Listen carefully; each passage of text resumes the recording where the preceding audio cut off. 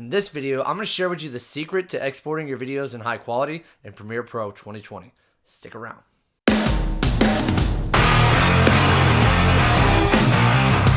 Tyler here from Video Editing with Tyler White, and if you want to learn how to edit video like a pro, start now by subscribing and hitting the bell so you don't miss anything.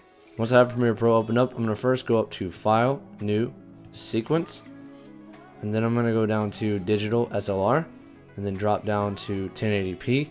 And then I'm going to select 1080p 24 frames per second because I shot this video at 24 frames per second. If you shot your video at a different frame rate, that's easy. You can just change it to whatever one is associated with your videos. I'm then going to go down to OK. And then I'm going to drag my footage down onto my timeline. And for the sake of this tutorial, I'm going to go ahead and say that this video has been completely edited and I'm now ready to export. So I'm going to first go to the beginning of my video and I'm going to press I on the keyboard for in.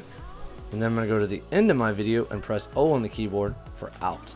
And then next I'm going to go up to File, Export, Media. And then I'm going to first start off by changing format to H.264. And I'm then change my preset to Custom. Next I'll go down here to Output Name and I'm going to click on this. And this is where I'm going to save my video. So I'm just going to name it whatever I want to name it. And I'm just going to click Save wherever I want to save that video at. And then next I want to make sure that I check export video and export audio, because if you don't, one of the two may or may not be inside of the video whenever you export it, so make sure that these are checked. I'll next go down here to my basic video settings. I'm going to make sure that it's set to 1920 by 1080. And then I'm going to go down to the frame rate. I want to make sure that it matches the frame rate of what I shot my video at and what my sequence actually is. Field order should be set to progressive, and aspect ratio or aspect should be set to square pixels 1.0. I'm then going to check render at maximum depth. Then I'm going to go down to the encoding settings and make sure that performance is at hardware encoding. And then I want to uncheck this and then change profile to high. And then uncheck level and change the level to 4.2. And then I'm going to keep scrolling down. Then come up to the bitrate settings. And the bitrate settings are really what's going to affect your quality. I'll first start off with the bitrate coding being at VBR1 pass, and then having the target bitrate at 10. VBR1 pass is considered a low quality, but is actually still a pretty good quality, and it can be used for your videos. I've used it before in the past, and I think that it's okay. It's not terrible, but it's something that you can use. Keep in mind that bitrate settings are really going to affect what your file size is going to be and how long the render process is actually going to be as well. So right now you can see your estimated file size is at 4 megabytes. This could be something that you could use if you are in a hurry or in a pinch and you need to get your video out to a client or whoever you're sending your video to, or how maybe you're uploading it to YouTube. The highest way, or the best way to export your video at the highest quality is going to be by changing the bitrate encoding to CBR. And then you're going to change the target bitrate to 40. This is going to give you that perfect quality, the quality that's going to look the best.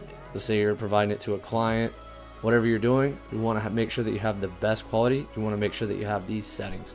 But the only downside to this is that now the estimated file size is increased significantly. So that is the downside. It is a little bit longer of an export process, but if you have a really fast computer, this isn't a problem at all. The next one is my secret.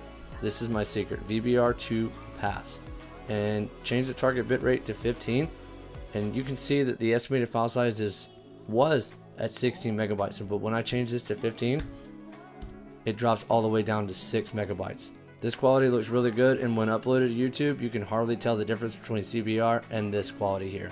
But once you've decided what you want your bitrate encoding to be, you're going to go down to where it says use maximum render quality, and I want you to check this box here, and then you're going to go over to where the audio tab is located, and we're going to now adjust our audio settings. So audio format settings should always be set to AAC, and then scroll down.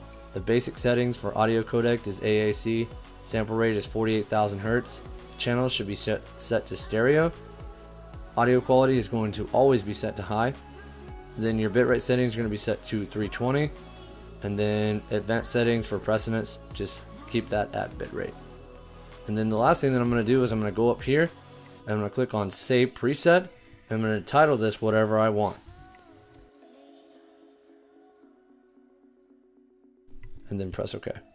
And just click Export.